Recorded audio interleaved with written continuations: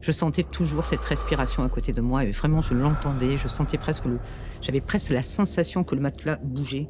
C'était vraiment horrifiant.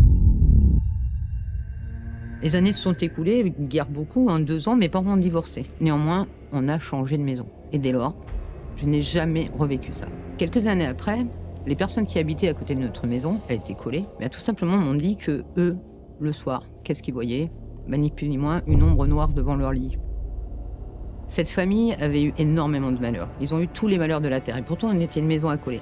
Nous, on a eu beaucoup moins de malheurs, sauf le divorce, mais bon. Mais eux, ils ont eu de gros malheurs. Beaucoup de décès, de cancers, de feux, enfin, toutes ces choses-là. Quand on a déménagé, quelques années plus tard, donc, j'apprends que ces maisons dans lesquelles nous habitions, étaient des anciennes prisons. Des prisons qui étaient tenues d'abord par les Italiens et après par des Allemands. Et en fait, forcément, il y avait eu des tortures dans ces prisons-là. Quelques années après, d'ailleurs, en faisant des fouilles, pour mettre en fait des canalisations près de chez nous, on s'est aperçu qu'il y avait même des souterrains. Il nous restait encore des soldats morts avec les squelettes et les armes qui étaient là. Donc véritablement, on se disait, mais on a presque un cimetière, on vit presque au-dessus d'un cimetière. Une fois, j'ai même fait un rêve extrêmement difficile. C'était un rêve éveillé, pour le coup, toujours dans cette chambre. On m'a amené sur un poteau d'exécution et on m'exécutait.